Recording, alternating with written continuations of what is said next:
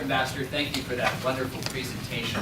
If I could take moderator's prerogative and begin with one question that will allow you to elaborate on the magnetic effects of TPP, particularly based on your travels in the region. I know you were in Indonesia a couple of months ago.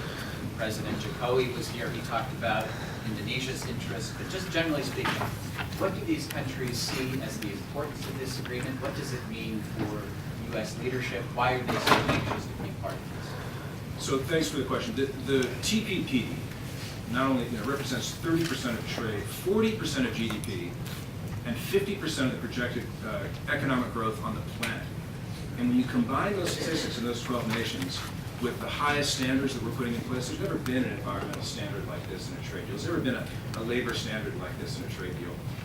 When you combine them together, I think countries that are outside of those 12 nations are realizing they want to be part of the game.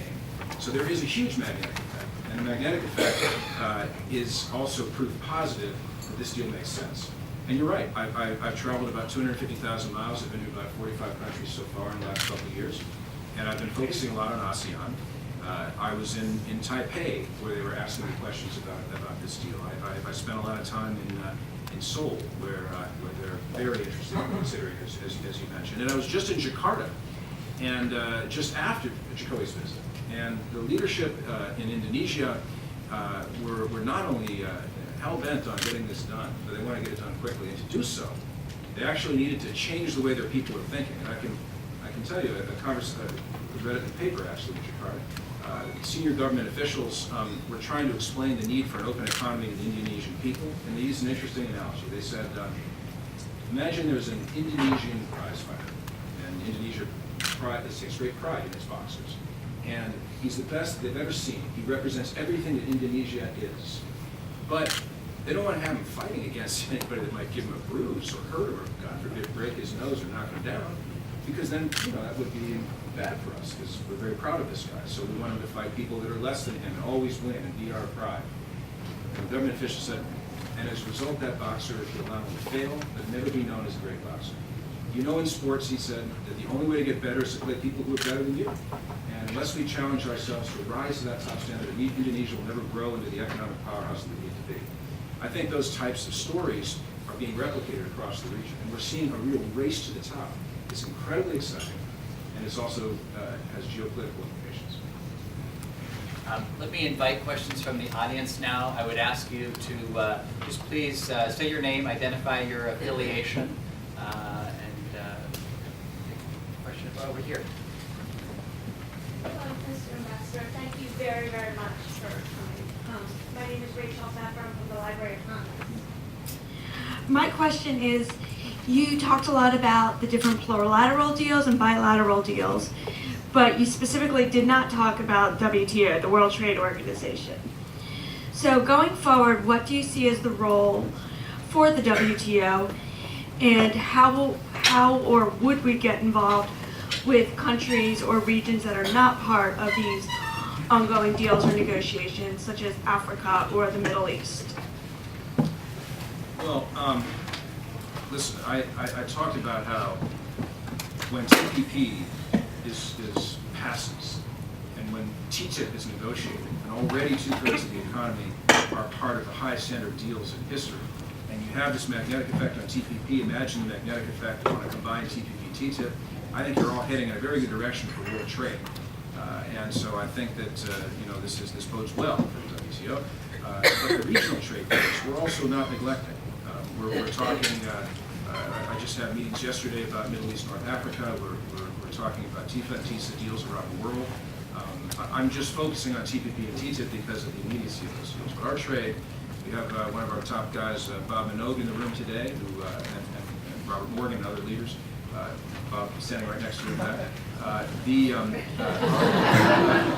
Bob coincidentally stands next to anyone who wants to know more about trade. But you'll see that we, this is not single focused on these regions, but it's an incredibly exciting moment in time to get this momentum going.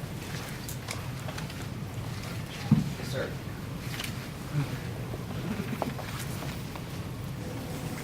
Ambassador, thanks for taking my question. Brian Bradley from International Trade Today. The rules of origin provisions in the TPP have recently undergone some congressional scrutiny. It has a lower threshold for rules of origin than NAFTA, and certain lawmakers have been looking into that lately. Ways and Means Committee, for one example, has held some forums. So I just wanted to know what your response is to those who say that the lower threshold for rules of origin as far as auto manufacturers, sorry, I should have said that earlier, the rules of origin for auto manufacturers could serve to give non-TPP countries a foothold in the auto market and push American auto manufacturers out. Mr. Ambassador, if I could just say, welcome your response. We are going to have a panelist who will speak only on that very topic, so we'll get into significant detail on that one. Thank you. Well, I think it would probably be more productive to go into this type of issue in great detail, so I will let you do that. But nonetheless, TPP eliminates import taxes as high as 70% on some automotive products in TPP countries. And as Froman and the President said in the State of the Union, we're talking about 18,000 taxes or tariffs reduced, and new markets in dairy and rice and fruit and wines and vegetables and meats. It's a complex deal, and no matter what topic you talk about, I promise you there have been thousands of hours of discussions and negotiations on it. And like any deal, not every single person is happy, but we're confident that what we've negotiated is the best possible outcome. But I really think, given the importance of your question, I'd rather defer it to the panel and really have the time to go through it. But thank you for asking. Other questions? Nothing but pup diplomacy, huh? All right. Well, listen, thank you very much. I do have to run, and I appreciate it, but more to come on this. And as TTIP starts to roll out and when TPP is passed, love to come back, talk about that, maybe participate in one of your panels. But I want you to know, ladies and gentlemen, that the U.S. State Department is prioritizing trade. John Kerry is prioritizing economics. And just to forgive me for concluding with one thing, which is when Secretary of Defense Ash Carter says publicly that he would be as happy with TPP as he would with a new aircraft carrier, it says a lot. Because I don't remember any other Secretary of Defense, and there's some people who've been in government a long time here in the audience, playing with his aircraft carriers, right? And the reason being, in my opinion, you have to ask him exactly his rationale, but in my opinion, no matter how big the ship, it's going to eventually pull up the anchor and go home. But when American businesses invest, we invest for the long term. The ties that we create that we strengthen by investment in this region in particular, are going to last forever. And I will just make one also comment from all of my travels, how proud I am of the American brand as it appears around the world. The American brand that hires local employees, that builds communities. We give an ACE award, the Award for Corporate Excellence in our Bureau, that highlights extraordinary activities of American businesses. And in doing so, it strengthens our bonds and our ties with our allies. So the geopolitical implications of this deal are as important to the U.S. State Department as the economics, and yet the economics are going to be absolutely transformative. So as you can tell, we can't even begin to express how excited we are, and we need this deal to be passed as soon as possible. Ladies and gentlemen, thank you very much for your time.